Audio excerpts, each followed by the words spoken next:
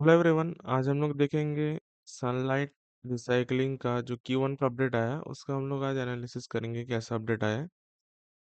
तो ये कंपनी काम क्या करता है? ये कंपनी मेनली काम करता है जो कॉपर और एल्यूमिनियम की जो स्ट्रिप्स होते हैं ना, जो मतलब स्क्रैप्स होते हैं, वो स्क्रैप्स को लेते हैं, ठीक है, फिर उसको रिसाइकिल करते हैं। उसको रिसाइकिल करने के बाद कॉपर के रॉड्स, फिर बस बार्स, फिर एटीसी वायर्स, ठीक है, स्ट्रिप्स और एल्यूमिनियम रॉड्स ये सब बनाते हैं, जो कि मेनली यूज क्या होता है, जो केबल मैन्युफैक्चरर्स होते हैं, ट्रांसफार्मर मैन्युफैक्चरर्स होते हैं, उनको ये सब वायर्स वगैरह बना के, एटीसी बार्स वगैरह बना के फिर उसको बेच देते हैं, ठीक है। तो इनका मेनली वही है कि जैसे लोग क्या करते हैं, मेनली रॉ मटेरियल खरीदते हैं, फिर उसको कॉपर रॉड बस बार्स में कन्वर्ट करते हैं, एटीसी बार्स में कन्वर्ट करके फिर बेचते हैं। पर ये क्या करते हैं, स्क्रैप लेते हैं, फिर स्क्रैप को रिसाइकिल करके उसको फिर अपने जो वैल्यूडेड प्रोडक्ट्स इन लोगों ने बना रहे हैं, बस बार्स, एटीसी बार्स, वो बना के फिर बेचते हैं। इनका वही काम कि रॉ मटेरियल नहीं, वो लोग रिसाइकिल करके फिर बना के फिर बेचते हैं, ठीक है। ये इनका कुछ काम था। और जैसे कि केबल एंड वायर में, फिर ट्रांसफार्मर में, फिर इलेक्ट्रिकल इक्विपमेंट्स में तो डिमांड है, तो इन सब कंपनीज का भी इसलिए डिमांड वगैरह ज्यादा रहेगा, ठीक है। जो कि सही है। आप अगर मैं बता दूं क्या है कि आपको मैं ये बता देता हूँ, जैसे कि ये जो बस बार्स होते हैं, एटीसी वायर्स होते हैं ना, ये सब हाई वैल्यू प्रोडक्ट होते हैं, ठीक है। ये मैं बता देता हूँ ताकि आपको सुविधा हो जब मैं वो कैपेसिटी वगैरह का बात करूँ ना। हम्म हम्म बिजनेस पहले देख लेते हैं, फिर हम लोग क्या करेंगे। ये जो कॉपर रॉड है ना, उनका कोर प्रोडक्ट यही है, ठीक है। मेन रेवेन्यू ड्राइवर अभी इसका यही है। और कॉपर बस बार जो है वो यूज्ड होता है मेनली ट्रांसफार्मर वगैरह में, जिसमें ये हाई मार्जिन कमांड करता है वाला प्रोडक्ट। और एटीसी क्या है, एटीसी वायर्स क्या है, रिन्यूएबल के लिए यूज होता है, स्पेशलिटी केबल वगैरह के लिए यूज होता है। ये इनके लिए प्रीमियम प्रोडक्ट है, मतलब इसका मार्जिन ज्यादा मिलता है। और जो कि सही है। और एल्युमिनियम रॉड जो है, और added through acquisition of Sunlight aluminium, ये कंपनी के थ्रू जो एल्युमिनियम रॉड्स वगैरह है वो सेल करता है ये कंपनी, ठीक है। बाकी तो देखो सही है। मेन क्या है कि जो प्रोडक्ट मिक्स में चेंज आ रहा है, जो मैं दिखाऊंगा कैपेसिटी वगैरह में। करंट कैपेसिटी इनका कॉपर रॉड का सबसे बड़ा है, क्योंकि मैंने बोला उसका मेन ग्रोथ ड्राइवर तो यही है, ठीक है। पर एल्युमिनियम रॉड जो आ रहा है वो उनका 12,000 मेट्रिक टन पर एनम का है, एटीसी वायर्स का है 1600 मेट्रिक टन, और बस बार्स का है 720 मेट्रिक टन पर एनम, ठीक है। मेनली आप देखो कॉपर रॉड्स का तो यूटिलाइजेशन है वो 94% का चल रहा है। और टोटल जो इनका होल कैपेसिटी है करंट में, ठीक है, वो अप्रोक्स 85% प्लस का यूटिलाइजेशन में चल रहा है। तो इसका मतलब क्या है कि कंपनी में डिमांड वगैरह तो अच्छे से है। तो इनका क्या कहना है कि हम 30 to 35 करोड़ का क्या करेंगे, कैपेक्स वगैरह करेंगे, जिसमें हम लोग जो कॉपर रॉड का कैपेसिटी है उसको डबल करेंगे सीधा, और बस बास का डबल करेंगे, और कॉपर एनोड प्लांट का भी लाएंगे, ठीक है। एडिशनल लैंड एक्वायर किया ऑलरेडी फॉर एक्सपेंशन, तो लैंड वगैरह भी इनके पास है। तो मेनली क्या है, इस बार क्या है, इनका जो यूटिलाइजेशन इतना हाई चल रहा है था, तो अभी तक तो इसका प्लांट आया नहीं, इसका प्लांट नेक्स्ट ईयर तक आएगा, ठीक है, मैं दिखाऊंगा। तो उसके वजह से क्या होगा ना, यूटिलाइजेशन हाई हिट कर रहा है, तो इसके वजह से क्या होगा, रेवेन्यू इस बार थोड़ा कम आएगा। पर ऑपरेटिंग लेवरेज हमको मिलेगा, तो पेट मार्जिन और एबिटा मार्जिन में एक्सपेंशन का हम लोग उम्मीद कर सकते हैं, ठीक है। तो ये हुआ कुछ बात। मैं क्या था Q1 का अपडेट दिखा देता हूँ। जैसे Q1 का इनका अपडेट है कि हम लोग का रेवेन्यू हुआ है आप लोग 74% का इन लोग का इंक्रीज हुआ है कॉन्सोलिडेटेड रेवेन्यू पे।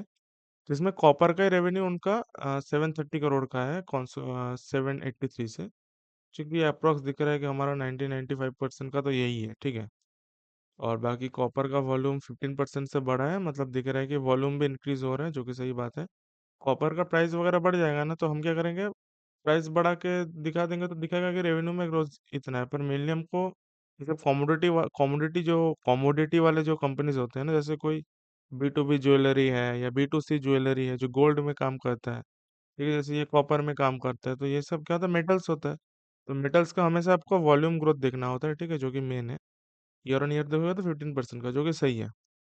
एल्यूमिनियम का रेवेन्यू बढ़ा है अप्रोक्स 52.86 करोड़ का, जो कि 102% अप्रोक्स इनका ईयर ऑन ईयर ग्रोथ हुआ है। एल्यूमिनियम का वॉल्यूम आया है 1387 मेट्रिक टन, जो कि अप्रोक्स 52.24% का वॉल्यूम ग्रोथ है। मतलब दिख रहा है एल्यूमिनियम में ग्रोथ तो है, ठीक है। ऐसे भी इसका बेस छोटा था ना, समझ रहे हो आप देखेंगे इधर कैपेसिटी वगैरह में एल्यूमिनियम का बेस बहुत छोटा था, इसलिए मतलब कॉपर वाले से छोटा था, ठीक है, कॉपर रॉड वाले से छोटा था, फिर ग्रोथ है ऑब्वियसली एल्यूमिनियम का। ग्रोथ आया है, तो उसके वजह से क्या होगा, मार्जिन वगैरह भी ज़्यादा मिलेगा एल्यूमिनियम वगैरह में, ठीक है। प्रॉफिट का तो नंबर कुछ दिया नहीं है, ठीक है। तो मैं कहाँ था? The large gap between revenue growth and volume growth in copper sense that higher realisation हुआ है due to copper prices are on और richer product mix and contributing significant revenue growth, ठीक है। एडिशनल हायर सेल्स वॉल्यूम तो हुआ है, ठीक है। एल्यूमिनियम बिजनेस स्केल अप कर रहे हैं, जो कि उनका नया वर्टिकल है, जो कि सही है। और 35,000 metric ton per annum installed manufacturing capacity after integration, जो कि सही है। और इंक्रीजिंग फोकस हो रहा है जो उनका high margin value added products है, जो मैंने बताया एटीसी वायर्स और कॉपर वायर जो है, इसमें ज़्यादा फोकस दिया जा रहा है कि इसको ज़्यादा से ज़्यादा रैंप अप करे और सेल करे, ठीक है। और कॉपर कैपेसिटी एक्सपेंशन जो कंपनी ने बोला था 37 करोड़ का हम लोग करेंगे अप्रोक्स। कॉपर वायर को ये लोग डबल कर रहे हैं अप्रोक्स, कॉपर वायर रोड्स के लोग डबल डबल कर रहे हैं 45,000 मेट्रिक टन पर एनम। और वैल्यू एडेड प्रोडक्ट्स जो है उनका बस बार्स और जो दो था ना लास्ट में, बस बार्स और जो एटीसी बार्स, ठीक है। उसका क्या हुआ है, उसको अप्रोक्स 3,540 अप्रोक्स, इसमें को इसको भी डबल करे, ठीक है। कैपेसिटी टू 3,540, अभी कितना है, वो ये 16, 17, 2200, 2300 होगा, तो अप्रोक्स डबल कर रहे हैं वो, जो कि सही है। और कॉपर वायर रॉड्स को भी ये लोग डबल कर रहे हैं, जो कि 26,000 है और 25,000 है। उसको अप्रोक्स 45,000 लेके चल रहा है, जो कि सही है। और एक्सपेक्टेड है कि ये Q1 FY 2028 में आएगा। तो इसीलिए मैंने कहा कि इस बार जो फाइनेंशियल 27 होगा ना, इसमें रेवेन्यू थोड़ा मतलब यूटिलाइजेशन हिट हो जा रहा है ना अप्रोक्स, तो क्या होगा इसमें, मैक्सिमम कैपेसिटी यूटिलाइजेशन हो जा रहा है। तो न्यू प्लांट जब तक नहीं आएगा, जो एडिशनल रेवेन्यू होता है ना, वो नहीं आएगा। तो एडिशनल रेवेन्यू आएगा तुम्हारा फाइनेंशियल 28 से, जब Q1 में उनका एक्सपेक्टेड है कि आ जाएगा उनका जो प्लांट वगैरह है, जो कैपेसिटी है, ठीक है। तो इसलिए इस बार मैंने क्या किया है, जैसे इनका अगर आप देखोगे, हम्म ईयर ऑन ईयर फाइनेंशियल 26 में 96% के ग्रोथ था, ठीक है। और रेवेन्यू में और प्रॉफिट लेवल में उनका क्या था, अप्रोक्स 183% का, क्योंकि इनका क्या था कि एक तो ऑपरेटिंग लेवरेज मिला था इनको, क्योंकि हाई यूटिलाइजेशन मैंने देखा 85% ओवरऑल कैपेसिटी यूटिलाइजेशन चल रहा है उसके वजह से। और तुम्हारा वो जो तुम्हारा एडिशनल प्रोडक्ट्स लाया ना, जो बेड बेस बस बार से और जो एटीसी वायर से, इनका हाई मार्जिन प्रोडक्ट है, तो इसमें मार्जिन उनको ज्यादा मिलता है rather than वो कॉपर रॉड्स वाला, ठीक है। आप अगर 2025 में देखोगे उनका पैट मार्जिन कितना था, अप्रोक्स 1% का पैट मार्जिन था, ठीक है। जो कि बढ़ के इस बार हुआ है, इस बार मतलब फाइनेंशियल 26 में 1.4%, ठीक है। और इस बार जैसे ऑपरेटिंग लेवरेज भी मिलेगा हमको, तो मैंने क्या किया है, इस बार अप्रोक्स, ये तो क्यू एच, हाँ ये रहा Q1 का, तो इस बार मैंने क्या किया है, 2% का अप्रोक्स मैंने पेट मार्जिन को एज्यूम किया है, ठीक है। क्योंकि मेरे को लगता है ऑपरेटिंग लेवरेज तो मिलेगा ना भाई, बात को समझो। और जो एल्युमिनियम वाला एटीसी और जो बस बार्स वाला जो प्रोडक्ट्स है उनका, उसमें कंट्रीब्यूशन बढ़ेगा, तो इसीलिए हमको मार्जिन में एक्सपेंशन दिखेगा। रेवेन्यू ग्रोथ मैंने इसीलिए 35 to 40% पकड़ा है, क्योंकि इस बार इनका रेवेन्यू कितना है, 700 समथिंग करोड़ का ना, आप देख सकते हो। तो 783 मैंने पकड़ा है, इंटू 4 अप्रोक्स मैंने किया है, 3,100 होता है। क्योंकि लास्ट में जैसे यूटिलाइजेशन बढ़ेगा, तो मेरे को लगता है कि इतना आ जाएगा। जैसे कि इनका Q1 Q2 तो थोड़ा हल्का होता है, H2 मेनली उनका बहुत भारी होता है, जिसमें रेवेन्यू वगैरह रिकॉग्नाइज अच्छे से होता है, ठीक है। काम वगैरह मिलता है, ठीक है। जो कि सही है। ट्रांसफार्मर वाले जैसे कंपनी है, वो सब तो ऑर्डर बुक वाले कंपनीज होते हैं, तो उनको जब हम माल सप्लाई करेंगे, उन लोगों का भी मैक्सिमम ऑर्डर्स और काम जो कंप्लीट करना होता है वो H2 में करना होता है। इसलिए मेरे को लगता है H2 वगैरह में रेवेन्यू ज्यादा आएगा। तो मैंने क्या किया, 35 to 40% का मैंने रेवेन्यू ग्रोथ एज्यूम किया, ठीक है। थोड़ा कम भी हो सकता है, ठीक है, क्योंकि यूटिलाइजेशन बहुत हाई है ना, मेरे को लगता है हिट कर जाएंगे ये लोग हाई यूटिलाइजेशन एकदम, मतलब पीक हिट कर जाएंगे जब तक प्लांट नहीं आएगा, ठीक है। तो वही है। तो 3,767 से 4,000 समथिंग का आएगा, ठीक है। मेरे को इस साल का मेनली इशू नहीं है, मेरे को नेक्स्ट साल देखना पड़ेगा कैसे आपका जो नया कैपेसिटी आएगा वो टाइम में आता है कि नहीं, और तुम्हारा न्यू कैपेसिटी रैंप अप कैसे होता है, क्योंकि अप्रोक्स लोग डबल डबल कर रहे हैं ना कैपेसिटी, आप बात को समझो। एक तो हाई वैल्यू प्रोडक्ट में जा रहे हो, उससे मार्जिन और एबिटा मार्जिन और पेट मार्जिन में एक्सपेंशन होगा। ऊपर से तुम्हारा कैपेसिटी भी डबल अप कर रहे हो, तो मतलब ग्रोथ तो है, लेकिन कैसे आप ये करोगे वो देखना पड़ेगा, कैसे आप रैंप अप करोगे यूटिलाइजेशन को, वरना नहीं होगा, ठीक है। तो इसी के हिसाब से करंट पी है, तो देखो अच्छा पेट मार्जिन में 2% का बढ़ा था, पेट बनता है 75 से 80 करोड़ का, ठीक है, अप्रोक्स पकड़ लो। तो उसके हिसाब से बनता है तुम्हारा, क्योंकि पैट था 41 करोड़ का समथिंग का ना, जो लास्ट ईयर था, ठीक है। कंसोल में दिखा देता हूँ। हम्म। कंसोल में देखो 41 करोड़ समथिंग का पैट था तुम्हारा, ठीक है। तो अप्रोक्स पैट ग्रोथ होता है 83 से 97%, ठीक है। 80 to 95% आप पकड़ लो, राउंडिंग ऑफ। उसके हिसाब से पेग बनता है 0.2 से 0.17, क्योंकि करंट पी है 17.2 का, ठीक है। तो वैल्यूएशन वगैरह तो जस्टिफाइड है, कोई इशू नहीं है। मेरे को देखना है कि जो, क्योंकि इस साल तो हल्का रहेगा, ठीक है रेवेन्यू, मेरे को इस साल का उतना इशू भी नहीं है। मेन मेरे को देखना है कि नेक्स्ट ईयर ये कंपनी कैसे अपना रैंप अप करेगा, नया यूटिलाइजेशन, नया प्लांट का ओपनिंग करेगा, ऐसे टाइम में करना होगा। उसके बाद तुम्हारा यूटिलाइजेशन कैसे इंप्रूव होगा। जैसे वायर एंड केबल में तुम्हारा डिमांड तो है ही, तो उसमें तो मेरे को कुछ इशू नहीं है, और ट्रांसफार्मर वगैरह में भी डिमांड है, ठीक है। मेरे को उसमें भी कुछ इशू नहीं लगता। ये तो मतलब एक लंबा कैपेक्स वगैरह चल रहा है उस सेक्टर में, ट्रांसफार्मर तुम्हारा केबल एंड वायर्स में। तो मेरे को तो डिमांड लगता है कि ये लोग के पास जो कैपेसिटी लाएगा उसकी यूटिलाइजेशन ये लोग कर लेंगे, लेकिन पहले तो टाइम में लाना पड़ेगा, ठीक है। देखते कैसे करते हैं, वैल्यूएशन वगैरह जस्टिफाइड है। मैंने थोड़ा कैलकुलेशन किया है, मैंने 40 to 50% लिया था पिछला बार रेवेन्यू, पर मेरे को लगता है कि उतना नहीं होगा, क्योंकि ये तो कॉपर वगैरह का जो प्राइस वगैरह है ना, वो भी थोड़ा घट गया है, तो उसकी वजह से रेवेन्यू में इम्पैक्ट आएगा, ठीक है, नंबर्स में। तो हमको वॉल्यूम देखना पड़ेगा। मेरे को लगा था कॉपर का प्राइस प्राइसेस हाई रहेगा, क्योंकि सेक्टर में इतना डिमांड है, पर थोड़ा सा ये कॉपर वगैरह का प्राइस थोड़ा नीचे गिरा है, ठीक है। सारे ही मतलब गोल्ड वोल्ड सबका ही प्राइस नीचे गिरा है वार के बाद, तो उस जो कि सही है। सो इसलिए मैंने रेवेन्यू थोड़ा घटा दिया है, पर ठीक है। मेरे को इस साल का रेवेन्यू का इतना भी उतना इशू नहीं है। मेरे को तो नेक्स्ट साल या उसके बाद फ्यूचर देखना पड़ेगा ना। हर क्वार्टर का आप लोग ये नहीं कर सकते कि एक क्वार्टर नीचे आया तो काट के निकाल दो।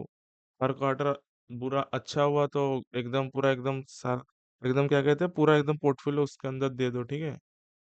आधा से ज्यादा एलोकेशन तो वैसा नहीं करना होता है, आपको लॉन्ग टर्म देखना पड़ता है। आपने देखना कोई भी कंपनी को आप अगर देखोगे, एक क्वार्टर दो क्वार्टर अप डाउन रहेगा ही। किसी क्वार्टर में लोग आउट परफॉर्म कर देंगे, किसी क्वार्टर में लोग क्या करेंगे, अंडर परफॉर्म करेंगे।